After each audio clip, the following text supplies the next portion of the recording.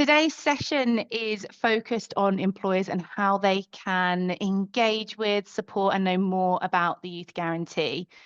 What you all came here for, though, was to find out more about the Youth Guarantee and what exactly it is that employers can do to be involved and engage with, but also what exactly is it? What is this guarantee? What are we promising young people? To do that, I will hand over to our CEO, Laura Jane Rawlings, also joined by Lizzie Lyons, Project Manager for the West of England Combined Authority, and Alexis McLeod, who is the Senior Careers, Skills and Employment Lead for the Cambridgeshire and Peterborough Combined Authority too. So thank you. LJ, take it away. Amazing. Thank you so much. And happy Friday, everybody. And happy birthday, of course, to Youth Employment UK. 13 years of huge impact. And not least huge impact in the work that we do to support government policy. If I can take the next slide, please, Lauren. I'm going to talk our colleagues through kind of some of the rising challenges and what's led us to helping government think about the development and delivery of a youth guarantee. I'm going to set some of the scene and context, and then we're going to dig into some questions with both Lizzie and Alexis, who have kindly joined us today to share what they're doing in their respective Trailblazer combined authorities, how that's working with employers and what those opportunities are. So you really get to see kind of that policy in practice into the regions that we are delighted to be working with. So we still have a real issue in the UK with our rising youth unemployment and NEET rates. The 13th birthday was a moment for us to reflect that when Youth Employment UK started back in 2012, we had 1 million young people who are not in education, employment or training. And we are literally still at that mark now. We've seen fluctuations over the last 13 years, but certainly I can attest to the fact that the landscape has got so much more complicated for these young people, whether that was coming out the back of the global recession or the cost of living crisis and austerity, or the impact that COVID has had, or just generally the chaos and madness of the world in which that we live. Young people have fared the worse off. Often as a group, they are 4 times more likely to be unemployed than older workers. And what we know through data and research that's been taking place over the last few years is that we're also seeing some of those bigger barriers that exist for our young people, including the amount of them, particularly those who are unemployed, who have never had work experience. And of course, what we do know through the Youth Voice Census, for so many of our young people, that first experience of the world of work, whether that's in school, college, university, or part-time jobs, those first experiences are really the things that help them navigate what comes next. And we have seen a rapid decline in work experience for those young people. And also, of course, as we're seeing young people face lots of challenge with declines in the amount of careers education they're getting, decline in the confidence they have in some of their skills, a decline in the confidence that they understand what employers are looking for, we're also seeing employers report skill shortages across many, many sectors. It's not often that I'll go a week without speaking to 1 or 2 of our members across different sectors, whether that's care, whether that's engineering, manufacturing, whether that's hospitality and retail, where employers are saying to us, we cannot find the talent that we need in our business. And they're very open to having that talent kind of reach those more disadvantaged and challenged young people, but somehow the mechanics of matching and engaging young people to opportunity doesn't quite work, or the expectation perhaps employers have of those young people isn't quite met. So it's a complex issue out there, and it is why Youth Employment UK is part of our work with the Youth Employment Group, a coalition of partners, including, it was then the Prince's Trust, it's now the King's Trust, of course, Impetus, Learning and Work, Youth Futures Foundation, Institute of Employment Studies and Youth Employment UK came together in 2020 to explore how we could work as a coalition to advance and support government policy. The Youth Employment Group continues to meet. It has a range of member organisations who attend our monthly kind of updates and policy insights. And over the last 5 years that we've been a coalition, we've recommended policies such as the Kickstart policy and most recently a youth guarantee policy. And since Labour came into power, we have been working individually, but also as a collective group on how we can implement a real youth guarantee. So, Lauren, if we move on to the next slide, now we know why we need said guarantee. We'll talk about what that really looks like. So the The mission, the aspiration really is that every young person who needs it should have a pathway into work, education or training. It doesn't sound too hard of a concept to gather, but actually the delivery and the mechanics behind this is quite substantial in a system that's been fractured and underfunded and continues, I guess, to be really stressed and challenged by the waves of economic challenge, but also of the waves of kind of conflict that we see in amongst our young people navigating an education transition. Government have set out what the youth guarantee should look like in the bill, the Get Britain Working Paper, which was released back in 2024, this time last year. And so they've had now 12 months in mobilising and developing the policy to kind of really support the theory and the practice. It is about the Get Britain Working Paper is about a joined up coherent system. And given the points I've made about fragmentation and underfunding, that is a huge, huge ambition. The guarantee itself, the youth guarantee, has two main principles: to deliver effective transitions and support for 16 to 18-year-olds. That's really starting to motor now. The first year of the guarantee, and certainly the funding that was set out in trailblazer areas, those 8 combined authorities who were gifted £5 million or thereabouts to deliver some trial activity, were asked to focus on the age group 18 to 21. But behind the scenes, government have been looking at that 16 to 18 transition period and offer, and we're looking very much at expanding the youth guarantee to the older cohort up into that 24. So the second principle being to ensure that there are more opportunities for those 16 to 24-year-olds so that they can effectively enter the labour market. And we haven't just seen the Get Britain Working Paper, we have seen a myriad of papers. In fact, last week, many of the Youth Employment UK team were working till the very wee hours of Wednesday morning, because on Tuesday, for those of us that were in and around this world, would have noticed that 3 massive policy papers landed on our desks on Tuesday. And so that takes a hell of a lot of resource and will to dissect all of that and understand what that's going to mean next for youth employment policy.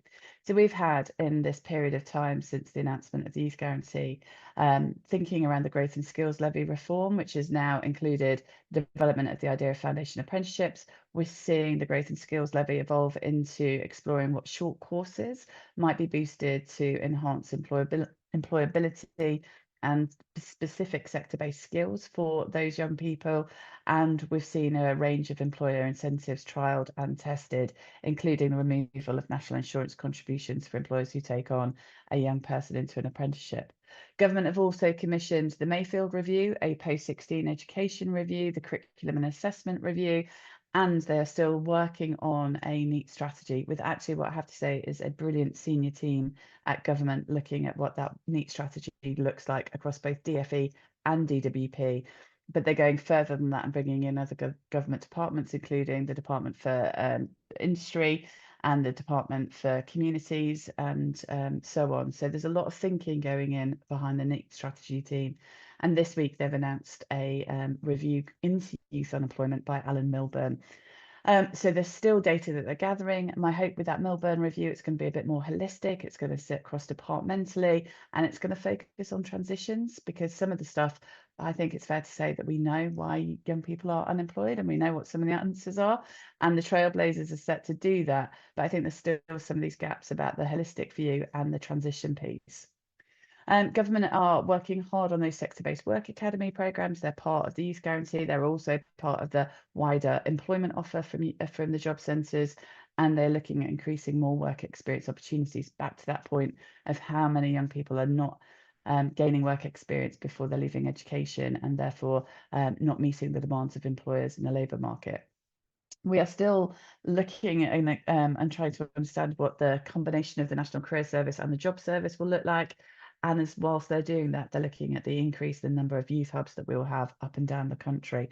I was delighted last week to be at the opening of the Cambridge and Peterborough Youth Hub at Peterborough United Football Club, where Secretary of State Pat McFadden came along to officially open that youth hub in that region. It's going to make a huge difference to young people across the city.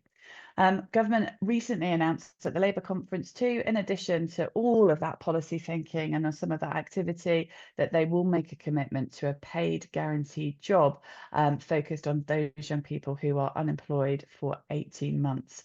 Not quite a Kickstart 2.0, but it will be some form of wage subsidy for those young people. Now, we are working really closely with DWP on the thinking of this. We've had quite a few meetings because this should not be seen as a kind of mecca for either young people or employers, as Kickstart was. We are talking about young people who have been unemployed for 18 months. They are quite a complex group. They will have gone through a universal credit system. They will have gone through job centre support, the youth guarantee offer where it exists, and still not been able to find a permanent and fixed quality opportunity. So we can expect that those young people have complex needs and will require employer opportunities that really can flex and adapt to who those very individuals are. And you're not talking huge numbers either.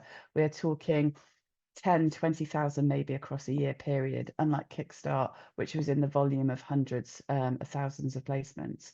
So it's really important that we say this out loud with caution, as I've been saying to government. I don't want them announcing a job guarantee en masse that thinks that, you know, every young person and every employer is going to have this new opportunity. That won't be the case. It is a very finite group with very high needs that are going to require the very best employers who can tailor and top and support, and they'll be delivered with partners who are specialist employability partners, perhaps like the King's Trust, Prince's Trust, as well as Catch 22, the likes of those wraparound support organisations who can help broker that. So really important. That's what's included in the mix, and we're testing some great stuff. So these 8 trailblazers, 8 combined authorities were gifted £5 million. They were given about 6 weeks, I think, to put a proposition together of what their problem was in their particular region and how they would spend the money, with that focus in year 1 on 18 to 21-year-olds. And I will let Lizzie and Alexis talk about what they chose to do. We are working with all 8 trailblazers. It's the joy of being at Youth Employment UK. We straddle all of the regions here, and so we're able to support and share our insight across the piece. And all 8 are doing some stuff fairly differently. Delivery models are different, theories of change are different, priority areas and priority cohorts are different. So what we'll hear from Lizzie and Alexis is the models that they are applying in their regions. But please, colleagues, know that if you are in the West Midlands, if you're in Manchester, if you're in the west, northwest of England, northeast of England, Necker, will have a different approach to the ones that we're talking here. But we'll certainly be able to help you navigate and broker relationships in those other 6 combined authority areas. Next slide, please, Lauren. So what can employers do and how can you engage? Just very briefly, the national sentiment from government is we need employers, we need organisations to be providing work experience, taster days, employability sets, going in and meeting young people, mentoring, and of course, providing then apprenticeships and those first job opportunities. You'll never solve youth unemployment without employers at the table creating that volume of opportunity that is required, but also the quality of opportunity. And it's the real work Youth Employment UK do with our members to really help them think about that, ensure they're getting a return on investment, and ensure that those practices are tailored and adapted to the needs of the young people in front of them. And it's a great tester for the benchmark, because actually that gives you as Lauren says, a real test case of what's working, what you're doing well against best practice standards, but also actually a report that you can put into your ESG or social values statements to show what you are doing for the young people in your communities. So do bear that in mind if you are a member, and how much the benchmark can deliver for you. So government needs you to provide the opportunity. They also need some partnering. They need some co-designing. We were able to take a number of our employers into a round table last week with DWP to think about some of the co-designing that they're still exploring.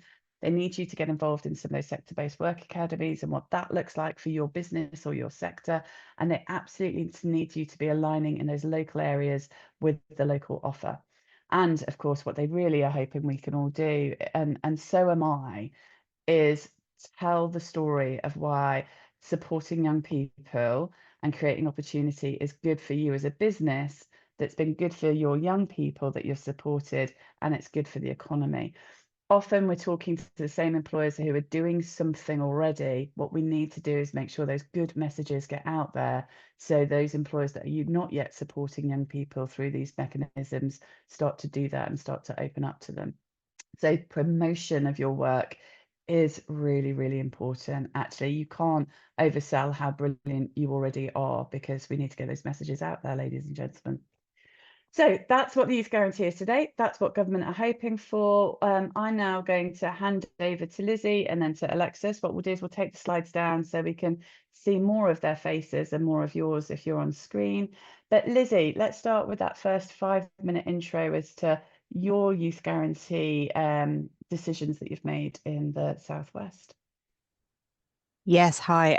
So in the west of England, we when it came to drawing up what we wanted to do for our youth guarantee, we tried really hard to focus in a specific area, but it was so difficult because we have such diverse needs across our region. So we ended up, and we are delivering 8 different work streams across the whole region for this Trailblazer period. Some of those are focusing on systems change and systems leadership to better equip, I guess, to better build the foundations for a youth guarantee going forward. And then we have some really, really specific interventions for specific cohorts that each of our local authority areas, who are very different in the way they operate, what their dynamics are, what the geography is, what the demographics are.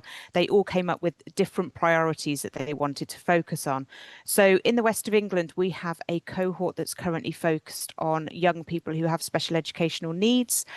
We have another cohort that is very place-based, and it's really looking at how a multi-agency approach can support young people from South Bristol, which is an area of the west of England that has some of the most deprived areas, some of the biggest barriers in terms of getting into employment. And then our third priority cohort is around rural access. So we have a lot of rural areas, and it makes it very difficult for those young people to access not only employment opportunities, but support provision as well. So we're looking at how we can, excuse me, address some of those barriers for those young people. Another really important bit that we are doing is around data and how we can better manage that data in the region, so that we are able to better identify where our young people are, the challenges that they face, and how we can use data better to inform interventions and commissioning going forward. So that's something, again, that is one of those systems change pieces. When we're putting all of this together, and we were looking at the youth guarantee policy, it was not lost on us how important the employment and the employers are in that. None of this can be done without employers providing any opportunities. And so we looked at it and thought, well, actually, those employers need the support as well. So we have an employer engagement work stream that is working with our employers, going back to what LJ was saying about having quality opportunities for young people. Because the young people we are working with are some of those who have the most challenging needs, who come from the most deprived backgrounds, who have never had any experience of work, do not even have any aspirations for work. So we needed employers that can provide the support that those young people need when they enter a workplace, and manage those expectations of employers as well. So we have a full program. I think we've already engaged over, I mean, when we say Trailblazer, we have to bear in mind that in terms of mobilization, we are only in November, and we started delivery back in kind of May time, once everything had been mobilized. So we are, we're talking about 5 months, but we've had over 200 employers that we've engaged in activity relating to youth guarantee. And some of that support that we're providing to those employers is around HR support, building better practices for young people. LJ kindly came along to one of our innovative recruitment events where we were talking to our employers about how to engage young people in recruitment. So there's a lot that we can do with employers as well as with the young people to make sure that we're not just providing opportunities, we're providing good opportunities for young people that can promote sustained employment for those young people as well. So I've probably gone into a little bit too much detail there, LJ, but in a nutshell, that is what we're doing in the west of England. It's really important, and I will come back to the point on data and systems, Lizzie, just if I may, and because I think that's something that perhaps isn't always understood by people that aren't living and breathing youth employment policy, is that post austerity, we really lost the ability and knowledge in lots of our local authorities about who our young people were, and the data capture. And what was that like in west of England? How broken was that system around you? Very, and I think it is across all areas. So what we are doing in terms of the data projects in the west of England, we have a good model that was funded through some funding from the Combined Authority, but alongside Bristol City Council, that looked at risk of NEET indicators in schools, but developing an enhanced risk of NEET indicator that took data from the education system, put that together with local authority data from the criminal justice system, and developed a tool, I'm not a tech person, a tool that could provide a more enhanced risk of NEET indicator, so that early interventions can be put in place for those young people to prevent them coming into the cohort that we're working with right now. So we're looking at how we can roll that out across the west of England, the other local authority areas in the west of England. And it is very fragmented in terms of the data and how that's managed. We have had some really, really interesting conversations so far, not just within other areas of the UK that are doing similar things or have tried to do similar things, but also with, our team have been talking to people in Lithuania and Sweden and, all of those countries that have looked at this in great detail and has some amazing models.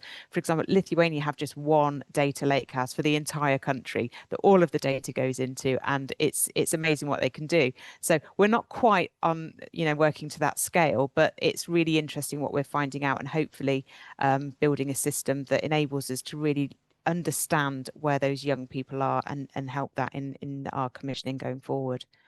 Yeah, it's so important. We've been working with DfE and the Careers and Enterprise Company for the last 2-3 years now on this risk of NEET data and the fragmentation of data collection. And the reason, colleagues, I say, and I find this fascinating, and I'm also not a tech person, Lizzie, so it can be a tool too. But actually, if you know where your young people are, if you know what potential barriers they're going to have, the earlier that we can put intervention in around those young people, actually, the less risky it is for them and those transition periods.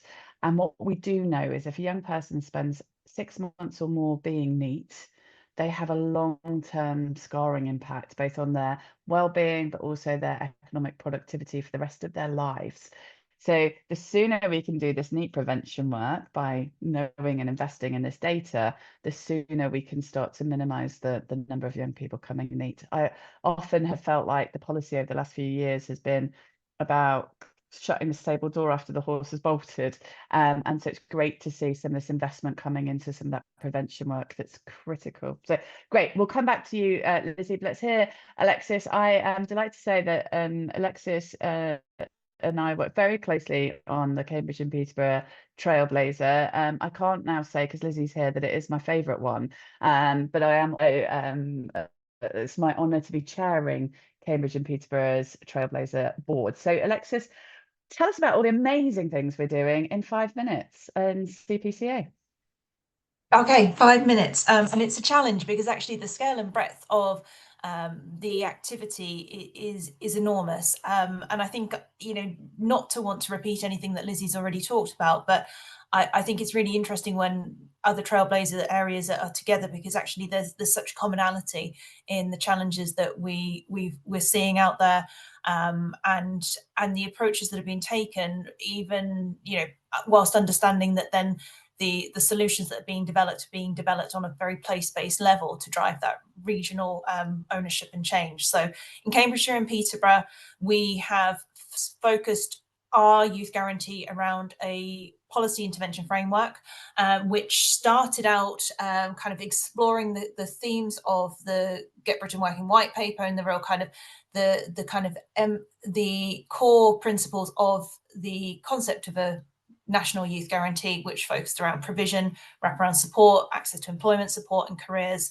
And we worked with a programme board, which we're really lucky to have LJ and the team as part of, to expand out the interventions that we think need to exist within the area to make the Youth Guarantee a real proposition beyond those core themes. So we've then adopted into a local policy framework themes around experiences of the workplace, access to mental health support and wellbeing support, access to careers advice, better access to transport, and also some themes as well around data collection and identification and engagement, and consolidated those 8 themes into 3 work streams around targeted support, intervention, engagement, and breaking down barriers. And that's how we've built our Youth Guarantee in the Cambridgeshire and Peterborough area. We faced a similar challenge to Lizzie in that we wanted to target and focus our energies, but understanding that the breadth of the challenge and the geographies that we work with in the Cambridgeshire and Peterborough area is absolutely huge. So whilst we've developed a framework that we think would drive the guarantee across our region, we have focused some of the developmental work into the areas of highest need, which for us are Peterborough and the Fenland area. So we are seeking to achieve a regional guarantee, which has priority and focus, and is delivering a lot of its pilot activities in the areas of highest need.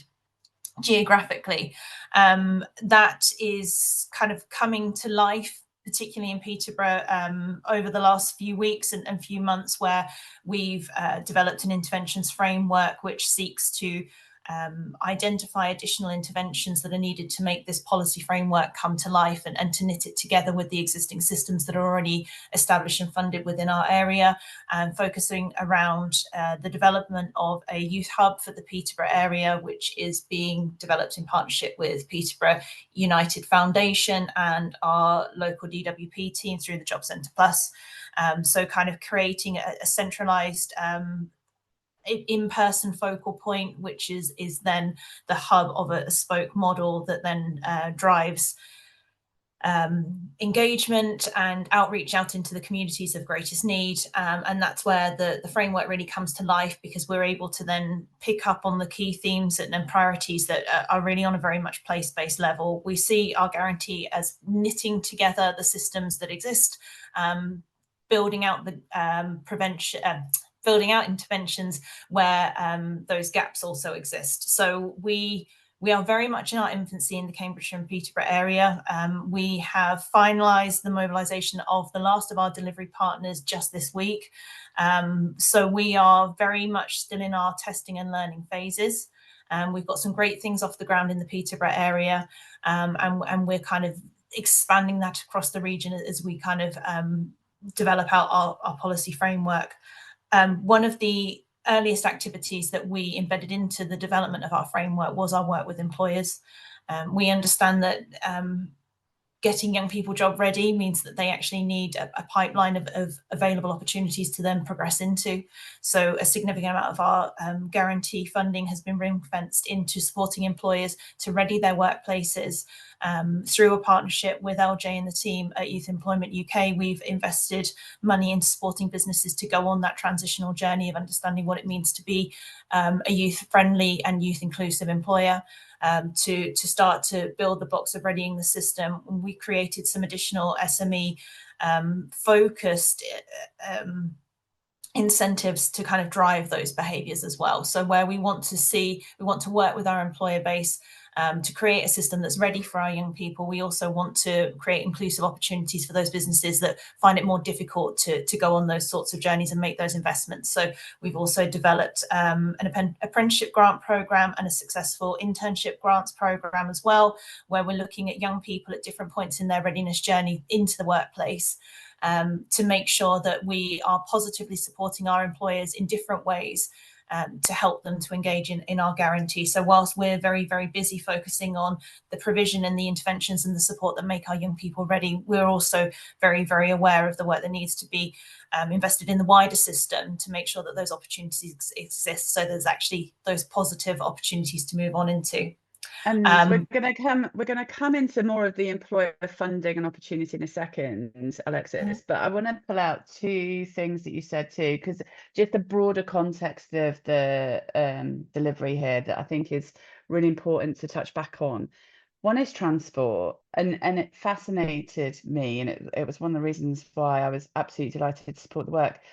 Because the geography, of course, that you're dealing with, we've got young people in the Fenlands, and if people don't quite understand that geography around that area, we're talking just about the biggest barrier they'll have to getting into a college or getting into a job is that there's no public transport for them. And so I just want to come back to kind of what the CA is doing to invest in that. And also, of course, what we've talked about a lot over the last few years is the mental health challenge. And I think the CA is really invested in something quite innovative there. So can you just summary, just talk about what the transport problem really was and what we're doing, and again, what we're testing in the mental health space? Yeah, transport, that could take up an entire session in itself, and I'll try and keep it down to key points. So transport is a significant barrier and challenge for our young people. We are a rurally diverse region, and that particularly comes to play for our residents that live in the Fenlands, where access to transport is very, very limited. There's multiple things that we've been doing through the guarantee to try to address that. So we've made further investments into a regional subsidised transport scheme called the Tiger Pass. So we've made additional investments to making sure that young people, where transport is available, it's affordable and so it's kind of the affordability and the accessibility. We are working across the region to develop a travel to earn and learn policy to try to weave together the solutions that exist outside of the guarantee and to mobilise those into one kind of region supported solution. And also through our work with employers, we're trying to then also look to develop opportunities where in communities as well. So where travel outside of a community isn't always possible, we're looking at ways to make investments into those communities. So again, going back to our work with employers, we have put additional effectively, we've doubled up the financial support available to businesses in the areas of highest need to support them to create those opportunities on a place-based level. So where we cannot get a young person out, what can we bring in to actually develop opportunities within the area? So I think there's quite a lot that we're trying to do around transport. I think there's still more to do to make it to solutionise it for a wider range of young people. And then in terms of mental health, and this is something we're actually really excited about, being able to fund through our guarantee. So there's a fantastic organisation that operates in the area and is currently funded through our Integrated Care Board, a charitable organisation called Kooth, who work in partnership with our local mine teams. They have developed a online solution for young people to access high quality and mental health support from trained professionals and volunteers on demand, essentially when they want it, through their phone, through their laptop, through their PC, but they're not talking to a bot, they're talking to a qualified and experienced person at the other end who can provide support to them in the places and the times when they most need it, and particularly thinking about our young people and not wanting to put any kind of stereotypes to it. But if isolation is a challenge to you, getting out of your community is a challenge to you, if access to mental health support is not available through the NHS in your place, there's a real danger that you are very, very isolated. And to be able to then access it in your bedroom, in your home, wherever feels a comfortable space, for it to be anonymous, for it to be destigmatized, we think is really, really important. And it is one of the kind of founding principles of our policy framework and something we're really committed to developing into year 2. So this year we've funded additional support for around 1,000 young people to access mental health support in our area. And that's a partnership that we want to build going into next. Amazing. I think this is really where innovation gets to play out. So great stuff. Okay, right, we have got sort of 10-15 minutes left, or probably 5 when I look at the brief, but you know, it's fine, it's Friday.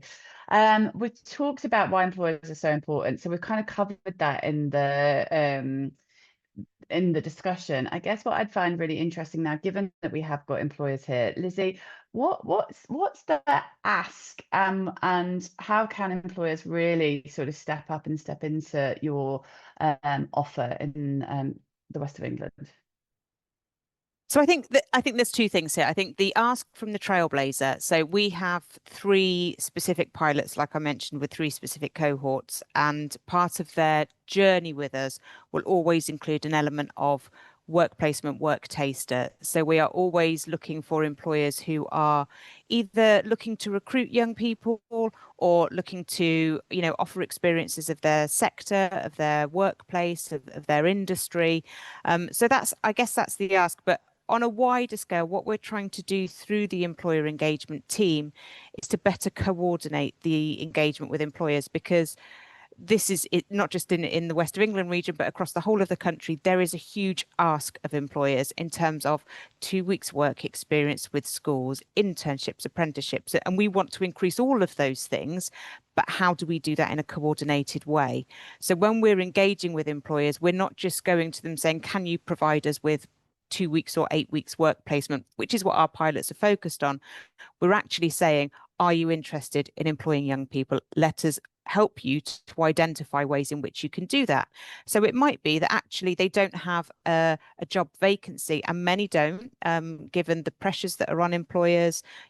Last year's increase in national insurance contributions has meant that a lot aren't able to or aren't confident in increasing their headcount. But what they can do is help to provide a pipeline for their industry or their sector by going and talking to some of our cohorts about, what it's like to work in their sector, or they could provide, work shadowing sessions or anything really that can help to give that young person that engagement with work.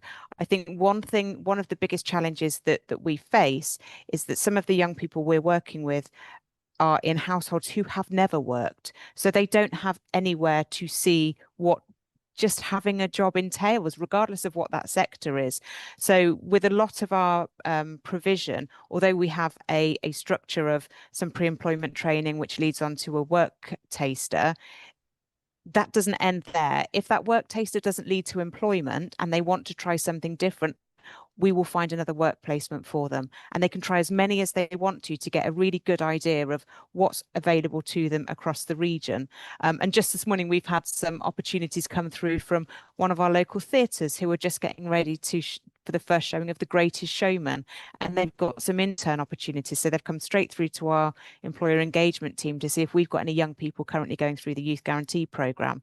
So I think in terms of what the ask is, it's anything. I think, we just need to engage employers in this conversation in order to better prepare those workplaces, so that when we are looking at the future and a full rollout of Youth Guarantee, we have that understanding from employers. And I think the important thing to note is that preparing a workplace for a young person to come in it's not, young people are not aliens. Actually, what you're doing is being a better employer for all of your staff. And so we're helping to equip with things like mentoring skills, coaching skills, looking at recruitment practices to see what is actually, it was great 20 years ago, but actually is that still relevant now? And is it getting the best talent for you? So there's lots of things, but lots of benefits for employers as well. I love that. We often say actually that if you put in the good youth employment practice into your business as standard, you are a good employer for all ages, right? This is about doing the right thing on an individual level too. I'm going to come to the floor and ask questions. So ladies and gentlemen, if you do have questions for me in terms of national policy, I'll try and do what I can to answer those, but specifically for either Lizzie or Alexis, we want to hear them. So do use your hand signal. If you look at the React Hot button in the middle, you will see there's a raise a hand option there if you want to use it. If not, you can use the chat, and the team are in the chat and will let me know if they've got questions. Alexis, I guess it's the same for us over at Cambridge, right? We just want more opportunity and the good quality stuff, but also in some areas, it's about that prevention piece too, not just connecting with the CA. You're working with the Careers and Enterprise Company Hub to ensure that we're linking in that school piece as well, aren't we? It is about the whole journey for these young people too. Yeah, absolutely it is. And something that we are developing into our Trailblazer and hoping to launch in year 1 and hoping to expand out into future activities if we can, is how do we bridge this gap between education and into employment more effectively? So through the work that our Careers Hub is leading on in the area, we've been able to secure some additional funding to do some awareness raising, aspiration, inspiration, young people who are looking for an alternative pathway. Maybe it's an apprenticeship, maybe it's a T-level, maybe it's something else, but maybe just it's a non-traditional academic route. And the hub is driving that activity, a kind of key stage 3, but actually then what happens at key stage 4? So you're in school, you've got an idea, maybe an apprenticeship feels like it's the right thing for you. How do you make that transition? And how is that better supported by the region? So something that we're doing through our guarantee is joining up with that team, and putting that practical support in place. So we'll be looking to commission a team that will go into schools, that will offer free sessions to students who are coming towards the end of the academic year, unsure as to how to make that transition, maybe not confident in putting together an application form and doing all of those things, taking the burden away from the school where the school isn't able to support, but bringing in experts that are better placed to do it. So yeah, there's great opportunities for us to join these things up, and that's just one small example of where it's happening, and hopefully happening really well, and the Trailblazer will be able to help us to understand that better. Yeah, it's so important. And to Lizzie's point, there are a lot of asks of employers. Yes. And and also in addition, please design the apprenticeship standards with us, design the short courses with us, design the swaps with us. It's not even just can you offer a placement or an opportunity, it's can you be part of that co-design. And so one of the things that the All-Party Parliamentary Group for Youth Employment looked at this year was how we can engage employers with the Youth Guarantee. Ellie, you might can I ask you to put the report in there? But we were talking there about having a national brokerage service, because actually for employers, the asks, the pathways, the people doing stuff has got quite big. And if you're a particularly small employer, that's quite hard. Lizzie, just while I'm waiting, and I will come to Lauren's questions, we'll let her have them. But one of the things that I hear a lot from employers now, particularly the national employers that we work with, is that this is really hard. 8 combined authorities to work with.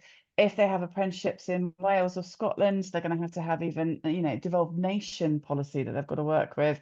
There, of course, then all the areas without a youth guarantee. What do you think will come out of this system of devolution that might make it easier for employers, or is it always going to just get harder? I hope it's not going to get any harder. I hope it's going to get simpler. That's what we're trying to do here. I think there is always going to be some element of complexity for some of those national organisations. That is something that we're finding on a local level as well. So when we have employers who are part of national groups, actually that decision-making process doesn't sit within the region.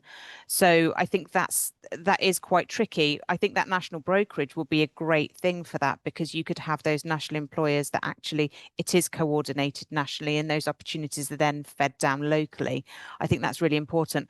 I think a lot of our work, and just mainly because of the way that the region is made up and the demographics of some of those employers, we do have an awful lot. I think it's something like 95 to 98% SMEs in the region. So a lot of our work is focused on some of those SMEs, but even they are finding it really difficult to understand, what can I do and how can I get involved? There's an awful lot of appetite there, but it's having there is an awful lot of work involved in moving that from I want to get involved to actually having a young person in place and doing whatever it is that they want to do. So I think that is where the complexity lies. I think in terms of the frameworks with the apprenticeships, I think that I don't know whether we're going to get over the complexity with the different national frameworks and funding streams. I think that's always going to be quite tricky to navigate, but definitely in our region we have a really good service that employers can access for apprenticeship support, and they can work with that organisation to really dig down and find out how to get an apprenticeship and put that in place in their organisation. So I think there's always going to be an element of there needs to be something regionally and locally, and I think that might be more so with devolution and the flexibility that regions have to flex that spend and develop new systems and new programs that meet the needs of their region, but may not meet the needs of some of those national organisations.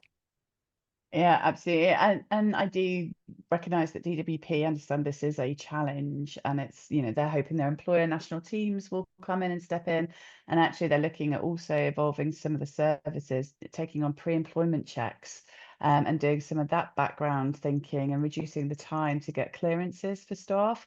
So if you're a large employer and some of those are your barriers, the national employer team at DWP, if you're not connected to, let us know, because we'll put you in touch with some of the great guys that we work with. Alexis, last question, and then I'll pull out one from you. Hopefully, Luke, that answered your question. I think we were asking the same question at the same time, like twins were connected today.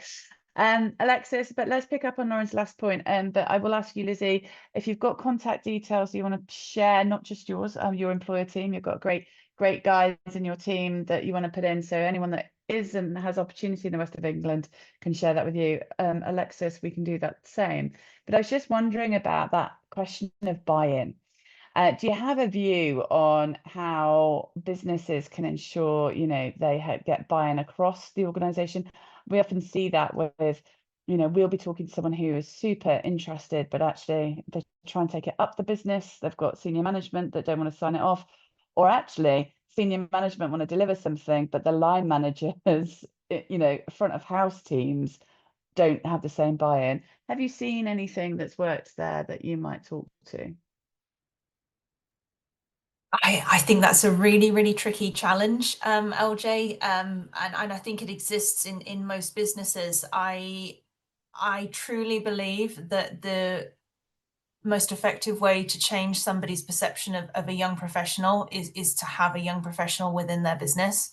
And we've definitely seen this through our internship program, through our apprenticeship program. We've developed some fantastic case studies that have been driven by the employees that we work with, who really want to share what the impact's been on their business.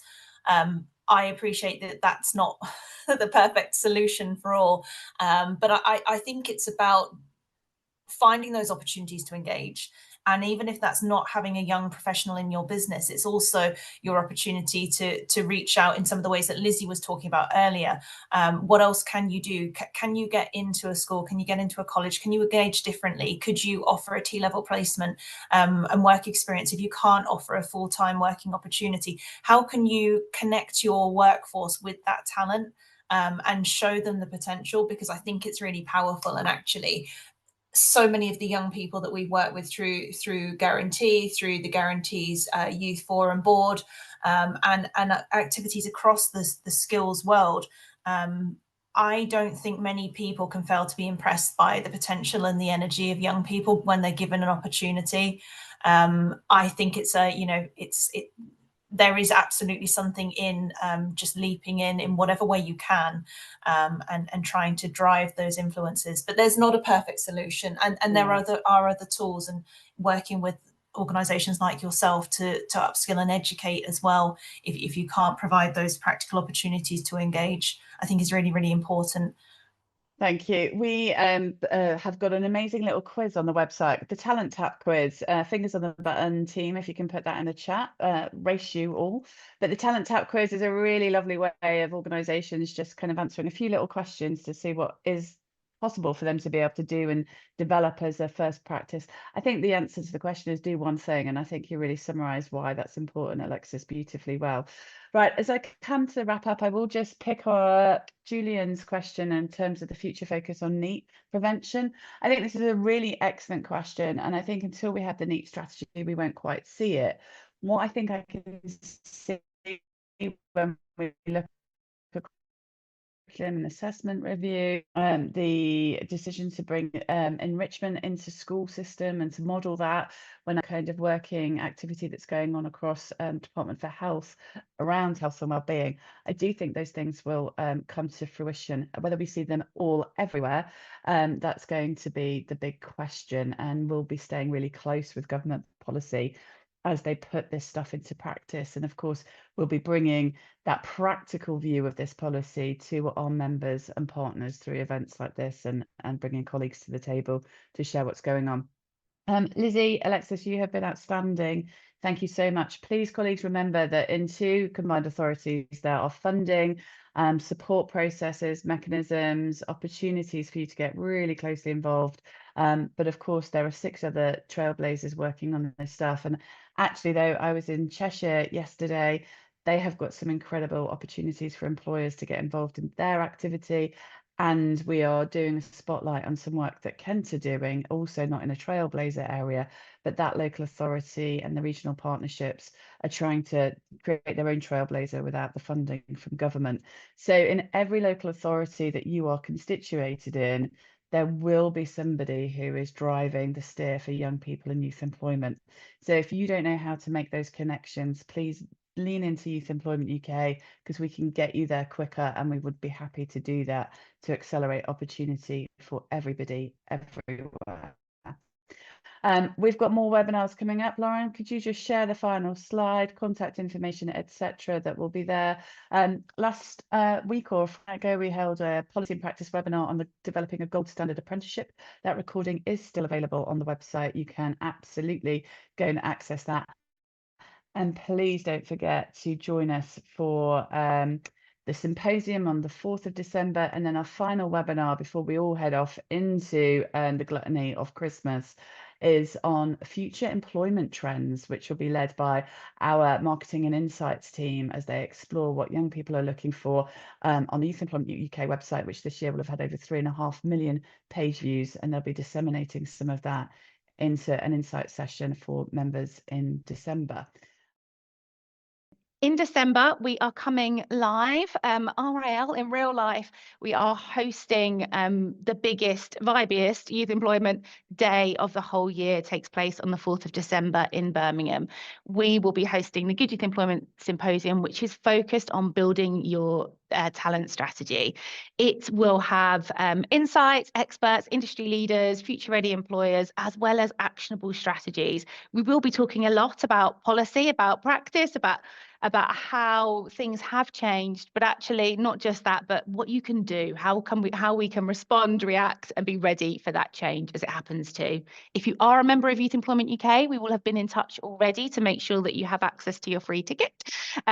We are also opening up, there are tickets available for you to buy if you are not part of our membership. Why not? But if you are not already, you can also purchase a ticket. We would love to see you there and be part of that day with us. In terms of membership, the slides will be made available. We have updated our branding and our package information around membership too. As I said, we have a fantastic group of members who are every day, every week with us, being supported to understand better how they can recruit and retain young talent. And also we're working with a number of employers to look at how we can attract and amplify that message as well. We've seen huge success this year undertaking our membership, but also some really kind of specific impactful projects, particularly around virtual work experience, preparing apprentices into the workplace as well. So we've got lots that we can share and talk to you about. Get in touch. Lauren Honeyman is in the chat today too, to take forward anybody who isn't a member that would like to have that conversation with us. So as part of membership and as part of Youth Employment UK, our leading research, the very first of its kind, Good Youth Employment Benchmark, will be launching later this month. It is what provides measurable, monitorable action plans for employers to be able to better improve their early careers exploration, outreach, work experience, and good youth employment. It is such a brilliant tool. We've made updates and increments to it this year that will make it a really engaging, useful thing for us to do. But it also involves over an hour's worth of insight with our research team to build your own personalised action plan to better support your youth employment strategies moving into 26 and beyond.